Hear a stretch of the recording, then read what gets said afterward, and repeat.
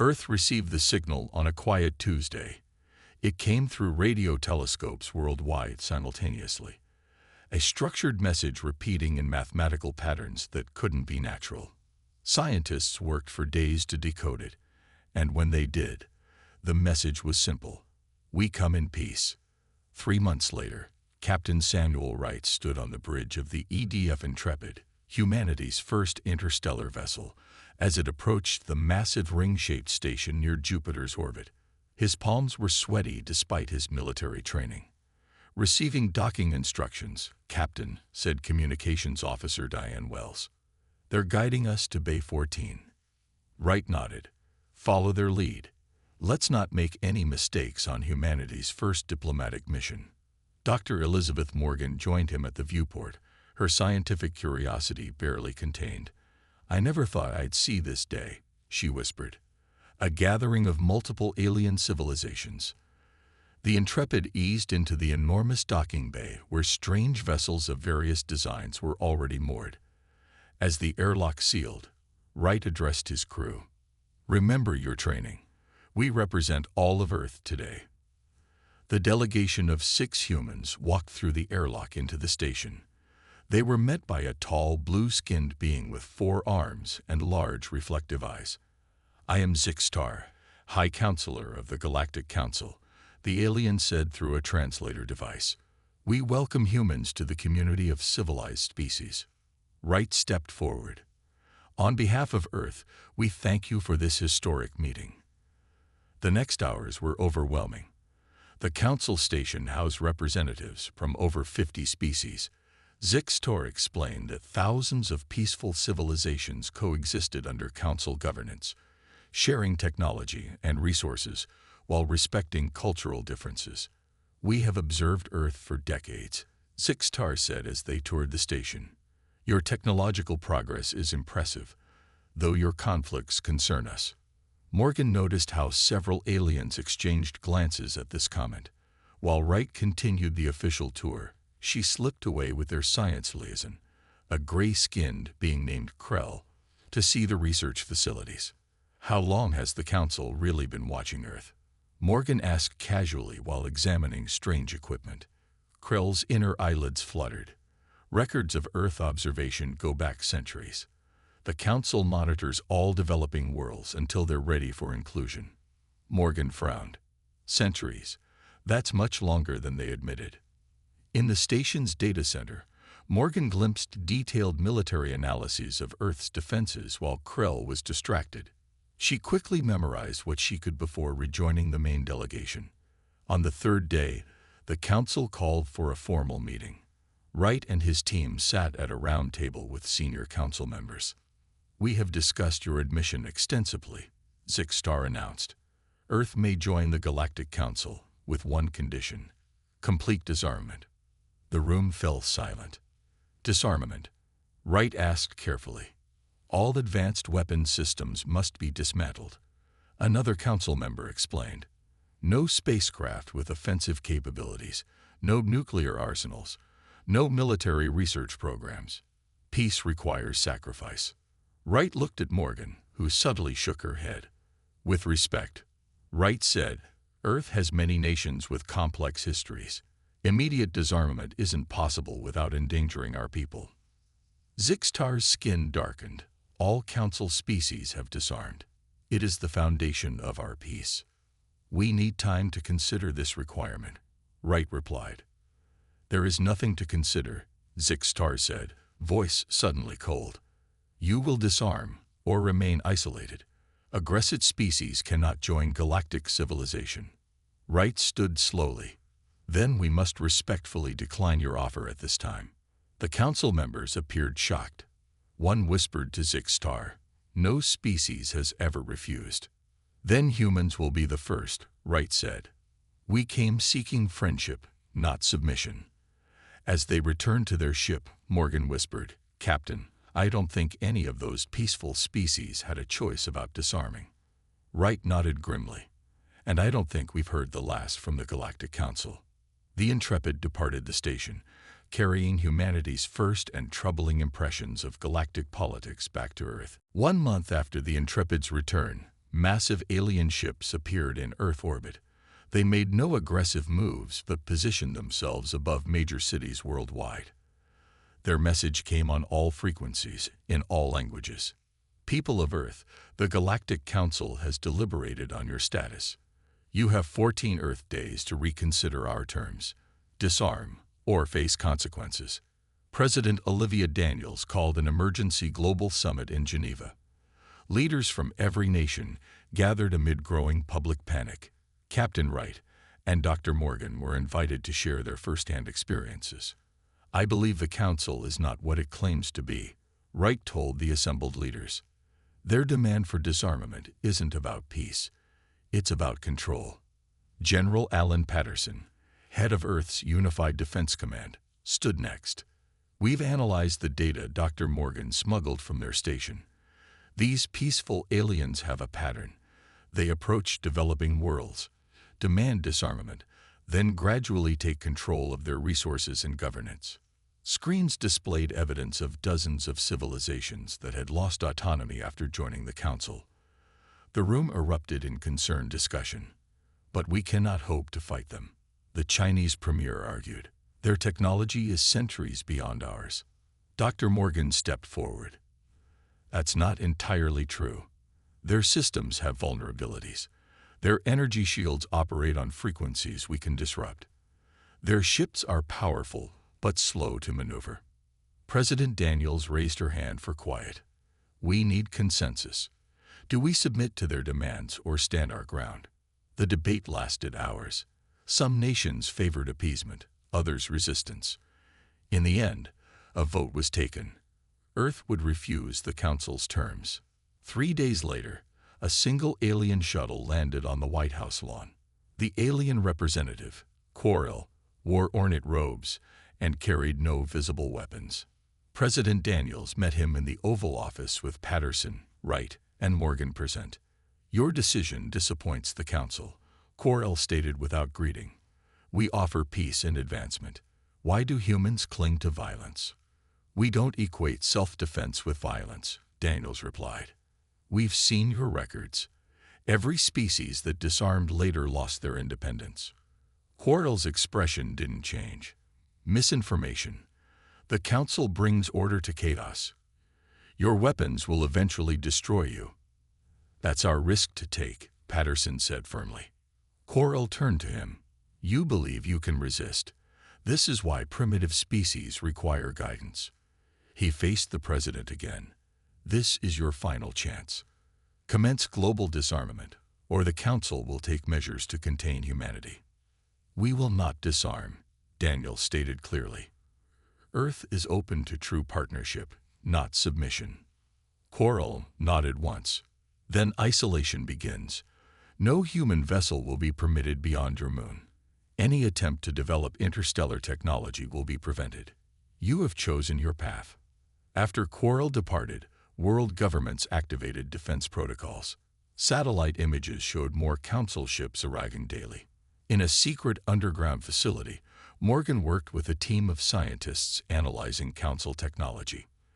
Their communication systems have exploitable patterns, she told Wright as they examined data. If we could just get close enough. Engineer Kevin Russell joined them, displaying designs for a new stealth system. We might not need to get close. This coating absorbs their sensor frequencies. They wouldn't see us coming. Meanwhile, Patterson coordinated global defense strategies. Military forces worldwide prepared for possible invasion while maintaining a unified front. They're establishing a blockade, Wright observed, watching orbital data, cutting us off from potential allies. President Daniels addressed the world that evening. Fellow citizens of Earth, we face unprecedented challenges. The Galactic Council hoped we would surrender our sovereignty for the illusion of peace. We refused. Difficult days lie ahead, but humanity will not bow to intimidation. Together, we will find a way forward. As Earth settled into an uneasy standoff, Morgan made a breakthrough. Captain, she called Wright excitedly. I found something. Evidence of other species who've resisted the Council. We're not alone out there. The resistance was just beginning. 6 months into the blockade, Earth felt the squeeze. Rare metals needed for advanced technology grew scarce. Food remained plentiful, but anything requiring space-based resources became luxury items. The Council's ships intercepted all vessels attempting to reach orbit. In a converted airplane hangar in Arizona, Kevin Russell worked day and night with his team. The engineer's eyes were bloodshot from lack of sleep, but his hands remained steady as he applied the final layer to the experimental shuttle. The coating absorbs 98% of their scanner frequencies, he explained to Captain Wright. We've combined it with heat sink technology. For all practical purposes, this ship will be invisible to Council detection. Wright ran his hand along the black surface. Does it have a name? Russell smiled. Spectre. First of what we hope will be many. President Daniels approved the mission personally. Lieutenant Maria Fernandez, a pilot with combat experience, was chosen to command Spectre's maiden voyage. Her orders were simple: break the blockade, gather intelligence, and return undetected. If they spot you, abort immediately, Wright instructed during the final briefing. This isn't about heroics. We need to know if this technology works. Under cover of night, Spectre launched from a desert runway. Instead of burning straight up, Fernandez kept the ship low, using Earth's radiation belt to mask their eventual ascent. When they finally rose toward the blockade line, everyone held their breath. Council cruiser at 2 o'clock, Fernandez whispered, though no one could hear her, distance 50 kilometers. The alien ship showed no reaction as Spectre slipped past. Soon, they were beyond lunar orbit, the first humans to break the blockade. For 3 weeks, Earth received no communication from Spectre. Wright feared the worst. Then, on a secure channel, came a brief message: coming home, not alone. Spectre returned under darkness, landing at the same facility. When the hatch opened, Fernandez emerged with 2 creatures unlike anything humans had seen before. One stood 7 feet tall with scaly skin and amber eyes. The other was smaller, with an exoskeleton and compound eyes that reflected the hangar lights. Meet Score of the Dracari and Elsti of the Vesperi, Fernandez announced, both from civilizations that refused the Council's terms. Over secure video, President Daniels listened as these aliens shared their stories. The Dracari had been fighting Council incursions for decades. The insectoid Vesperi had hidden their true technological capabilities, appearing primitive when Council scouts first found them. Council not about peace, Elsti clicked through her translator. Is about resources, labor, control. Score nodded his reptilian head. Their strength is illusion. Many species in Council hate their masters, but fear fighting alone. Dr. Morgan spent days working with Score, combining Dracari energy weapons technology with Earth's innovations. Their shields can't block combined frequencies, she explained to General Patterson. Together, we might actually stand a chance. Russell's team constructed 5 more stealth ships. Fernandez led missions to contact other resistant species, a hidden network formed beyond Council detection. In Washington, President Daniels met with world leaders. We have allies now, she told them. Species with technologies different from the Council's. Together, we're developing defenses and weapons that might work. Patterson presented the military strategy. Small strikes at first. Hit and run. Prove they're vulnerable. More species will join once they see the Council can bleed. Not everyone supported fighting. Protests erupted in major cities. Negotiation, not war. They chanted. Wright understood their fear. They don't realize what's at stake, he told Morgan as they watched news coverage. This isn't just about Earth. It's about freedom for all species. Morgan nodded. The Council's been the bully of the galaxy for too long. Someone has to stand up to them. Their planning session was interrupted by emergency alarms. Patterson rushed in, face grim. The Council's discovered our alliance. A fleet just entered the solar system. 20 ships heading toward Mars. Wright straightened. How long do we have? 48 hours until they reach optimal position. Then we better be ready, Wright said. It's time to show the Council that humans don't surrender easily. The Council fleet emerged from faster-than-light travel near Mars, 23 ships in perfect formation. Their hulls gleamed under the distant sun, weapons systems already charging. Admiral Praxvos, a veteran of a dozen subjugation campaigns, stood on his command deck with confidence. "Broadcast our demands," he ordered. "Tell the humans they have one final chance to disarm." Earth had been preparing for this moment. Hidden bases on Mars activated defensive shields. The 6 stealth ships, loaded with the combined technology of 3 resistant species, moved into position. On Earth, President Daniels addressed united military forces. "Today we fight not just for our planet, but for the right of all species to determine their own future. The Council believes us primitive and easy to conquer. Let's prove them wrong." Captain Wright commanded the newly commissioned Defiance, Earth's first true warship. Though smaller than Council vessels, it carried weapons designed by Morgan and Score specifically to target Council vulnerabilities. "All ships report ready," Communications Officer Wells informed him. "Allied Drakari ships are in position behind Phobos." Wright nodded. "Maintain stealth protocols until my signal." On Mars' surface, General Patterson readied ground forces in hardened bunkers. They had trained for weeks with Vesperi tactical advisors. "They'll send landing craft after their initial bombardment," Patterson told his officers. "That's when we spring our surprise." The Council ships moved into attack formation. Praxvos seemed almost bored. "Humans have no orbital defenses worth noting. Begin the demonstration bombardment." The first energy beams struck Mars' surface, targeting what appeared to be human outposts. Explosions bloomed across the red landscape. "Targets eliminated," reported a Council officer. "Excellent," Praxvos said. "Now for their main base." A proximity alarm blared. Suddenly, the stealth ships appeared on their scanners, much closer than should have been possible.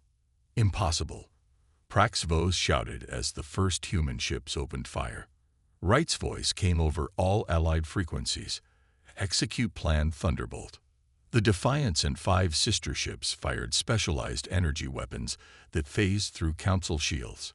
Simultaneously, Drakari cruisers emerged from hiding, targeting the engines of larger Council vessels. Praxvos recovered quickly. "Return fire." Launch fighters. The space above Mars erupted in combat. Council ships had superior firepower, but couldn't track the human vessels effectively. The stealth technology gave Earth forces precious seconds to fire before needing to change position. Direct hit on their flagship, Wells reported.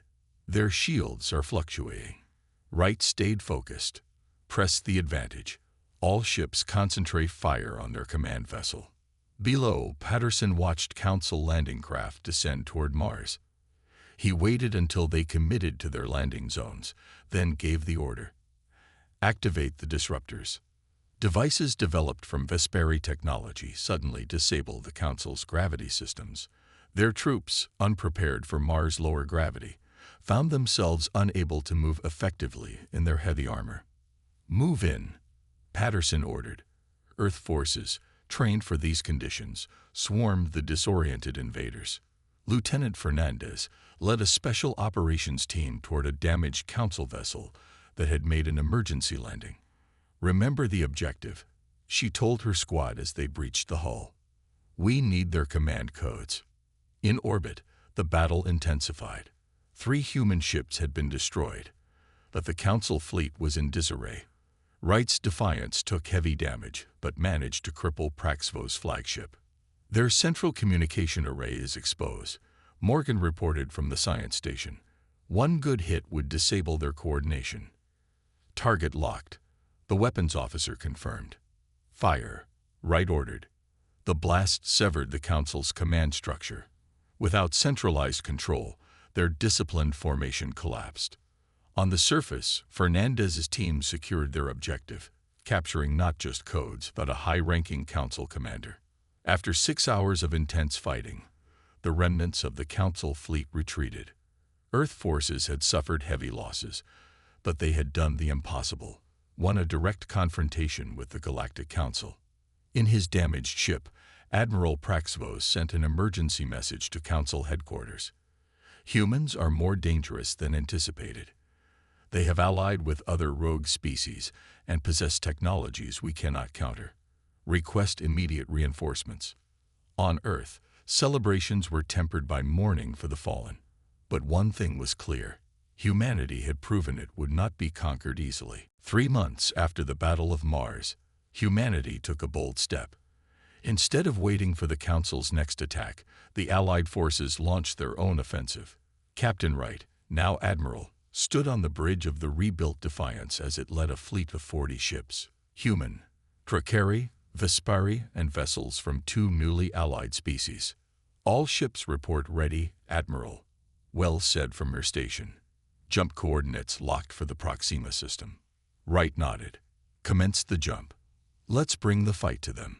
The fleet vanished into faster-than-light travel, using technology shared by their alien allies. They emerged near a small Council outpost in the Proxima system, catching the defenders completely by surprise. They're scrambling their defenses, Morgan reported from the science station. No sign of reinforcements yet. Begin the attack pattern, Wright ordered. Remember, we want to capture their databases intact. The Allied ships moved with precision, targeting defensive installations while avoiding civilian areas. On the Defiance, Morgan noticed something strange in her scans. Admiral, I'm detecting unusual neural patterns from the planet's population. It's similar to the readings we saw on Council homeworlds, but much stronger. Wright frowned. Some kind of control system. Possibly. I need to get closer. As the space battle concluded, Fernandez led a ground team to secure the main Council facility. They faced minimal resistance. Most Council forces surrendered when they realized they couldn't win. Inside the facility's control center, Morgan made a disturbing discovery. It's mind control technology, she told Wright over the comm. The Council isn't maintaining peace. They're forcing it. Every peaceful species in their territory is under some level of neural suppression. Can you disable it? Wright asked. Already done for this system. The locals should be regaining their free will within hours. As predicted, the native population of the Proxima system, a species called the Nelverans, began acting differently almost immediately. Their Council-appointed leaders were overthrown, and a resistance movement that had been operating in secret came forward. The Nelveran leader, Jorn, met with Wright. We've been fighting their influence for generations, he explained. But few could resist their neural dampeners. You've freed an entire system today. With the Nelverans joining their alliance, the resistance grew stronger. Over the next 2 months, they liberated 2 more star systems. Each victory brought new allies and technologies. Council propaganda painted humans as violent warmongers. But the truth spread faster. Species that had been under Council control for centuries began questioning their masters. On the Council homeworld, High Counselor Zixtar faced growing dissent. These humans must be contained, he shouted at his advisors. How are they continuing to defy our forces? One advisor displayed battle reports. They're using combined technologies our systems weren't designed to counter. Worse, they're disabling our neural networks wherever they go. And telling everyone what we've been doing, another added. Rebellions are breaking out in 17 systems. Meanwhile, aboard the Defiance, Russell had developed new offensive capabilities. We've integrated Nelveran phasing technology with our weapons, he explained to Wright and Patterson. We can now bypass their strongest shields. Good work, Patterson said. Because our intelligence suggests they're consolidating forces for a major counterattack. The Council's inner circle met in a secret chamber beneath their main city. Zixtar activated ancient security protocols to ensure privacy. The situation has become critical, he told the 7 most senior Council members. If this human-led alliance continues, our entire order will collapse. Perhaps we should negotiate, suggested one. Never. Zixtar slammed his 4 hands on the table. We've maintained control for thousands of years. We will not surrender to primitives. He activated a holographic display showing a massive space station hidden in a nebula. It's time to activate the purifier. If humans want war, we'll show them what real power looks like. Back on the Defiance, as they prepared for their next mission, Morgan received an urgent message from their Drakari allies. "Admiral," she called to Wright. "Score says they've intercepted Council communications about something called the Purifier. He thinks it's a superweapon." Wright's expression darkened. "Then our next target is clear. We need to find out what they're planning before it's too late." The Allied fleet arrived at the Centauri archives after a risky jump through Council space. This ancient repository of knowledge had been mentioned in captured Council documents. Its location had been kept secret even from most Council members. "No defensive systems detected," Morgan reported as the Defiance entered orbit around the small artificial moon. "But there's a massive power signature inside." Wright, Morgan, and Russell led the team that boarded the archives. They moved carefully through silent corridors, lined with technology far more advanced than anything they'd seen before. "This place is ancient," Russell whispered, scanning the walls. "These systems are thousands of years old but still functioning perfectly." They reached a central chamber where a holographic interface activated at their approach. It displayed a four-armed being similar to Zixtar, but with subtle differences. "Greetings," the hologram said. "State your species and access authorization." Morgan stepped forward. "We are humans, and we have no authorization. We seek information about the Galactic Council and something called the Purifier." The hologram flickered. "Request invalid. However, biological scans indicate you are not under neural regulation. This triggers Emergency Protocol 7. Full access granted." The chamber transformed around them. Thousands of holographic displays appeared, showing star charts, species information, and historical records. "This is the true history of the Council," the hologram explained. "I am a memory construct of Vexinar, creator of the Archives, and founder of the resistance against what became the Council." For hours, the team reviewed the disturbing records. The Council had begun millennia ago as a legitimate peacekeeping organization. Over time, a species called the Krell, Zixtar's people, had gradually taken control, developing neural technology to subdue other species. "They've conquered over 300 civilizations," Morgan said in horror, scrolling through the list. "Always the same pattern. Demand disarmament for peace, then activate neural control." Russell discovered technical specifications for Council technology, including their weakness to certain frequencies, confirming what they'd already discovered through trial and error. Most disturbing was the information about the Purifier, a massive weapon designed to sterilize entire planets. "It was built as a last resort against a hostile invasion," the hologram explained. "But the Council has used it 17 times to eliminate species that resisted neural control." Wright contacted President Daniels immediately. "Madam President, we found proof of the Council's true nature, and they're planning to use a superweapon, possibly against Earth."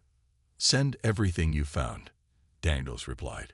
"We need to share this with every species in Council space."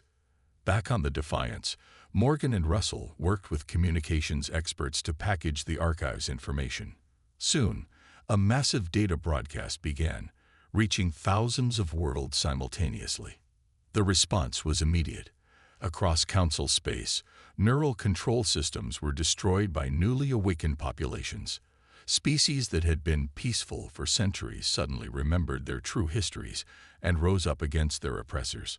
On the Council homeworld, Zixtar watched in fury as reports of rebellions flooded in.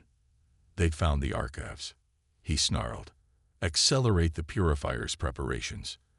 Target Earth first, then each rebel world in sequence." The Council's remaining loyal forces consolidated around a massive space station hidden in the Horsehead Nebula. Intelligence from newly liberated worlds confirmed this was the Purifier's location. President Daniels addressed an emergency meeting of Allied leaders. "We now know the full truth about the Council. They've been conquering and controlling species for thousands of years under the guise of peace. Now they plan to use this super weapon against any who resist. General Patterson outlined the military situation. The Purifier will be operational within days. We must strike now, with everything we have. In orbit around Earth, the largest fleet ever assembled prepared for battle. Ships from 27 species, once enemies under Council manipulation, now fought together. Admiral Wright addressed the commanders from the Defiance's bridge. This will be the hardest fight we've faced.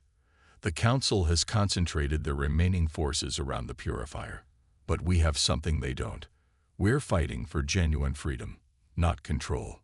Fernandez, now commanding her own ship, voiced what many were thinking. The Council wanted peace so badly they were willing to enslave the galaxy to get it. Today we show them what real peace looks like. A new order. The Allied fleet emerged from light speed at the edge of the Horsehead Nebula. Before them loomed the massive Purifier Station, surrounded by hundreds of Council warships.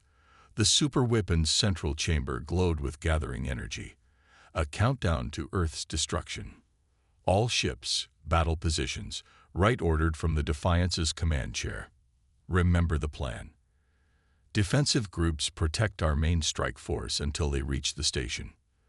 The Council forces opened fire immediately. Space lit up with energy beams and explosions as the largest battle in galactic history began. Ships from both sides took heavy damage in the opening minutes. Their defenses are stronger than anticipated, Morgan reported, studying sensor readings. The station has multiple shield layers we didn't know about. Wright nodded grimly. General Patterson, how soon can your teams deploy? On the transport ships, Patterson and his multi-species ground force prepared for their assault. Human soldiers stood alongside Drakari warriors, Vesperi infiltrators, and fighters from a dozen other races. Ready on your signal, Admiral, Patterson replied. But we need those outer defenses down first. Fernandez led a squadron of smaller ships on attack runs against the station's sensor arrays. Her pilots weaved through enemy fire with precision, targeting their communication hubs, she reported. If we can isolate sections of the station, their coordination will break down. High Counselor Zixtar watched the battle from the Purifier's command center, surrounded by the Council's inner circle. His 4 hands moved quickly across control surfaces. Accelerate the weapon charging sequence, he ordered. We need only 10 more minutes to target Earth. The Allied fleet pushed deeper into the defensive line, creating a narrow corridor toward the station. Wright saw their opportunity. All strike teams, move in now. We've opened a path to the main docking bay. Patterson's transport ships surged forward, taking heavy fire but maintaining their course. 3 were destroyed, but 7 reached the station's massive hangar bay. Ground forces poured out, engaging Council troops in fierce close-quarters combat. Outside, the space battle reached its peak intensity. The Defiance took critical damage to its engines and weapons systems. Admiral, we've lost propulsion, Wells reported. Life support failing on decks 3 through 7. Wright looked at the station on his view screen. The Purifier's energy core was nearly at full power. Their plan was falling apart. Emergency Protocol Omega, he ordered quietly. Evacuate all personnel to escape pods. Set collision course with the station's primary shield generator. Sir, Wells began to protest. That's an order, Commander. Get everyone off this ship. As the Defiance's crew abandoned ship, Morgan stayed at her station. You should go too, Elizabeth, Wright told her. She shook her head. Someone needs to make sure this ship hits its target, Samuel. Inside the station, Patterson's forces fought their way toward the control center. Score led a team of Drakari warriors, creating a pathway for Fernandez and her special operations team. We're approaching the main power conduits, Fernandez reported. If we can plant our charges here, we might be able to destabilize the weapon.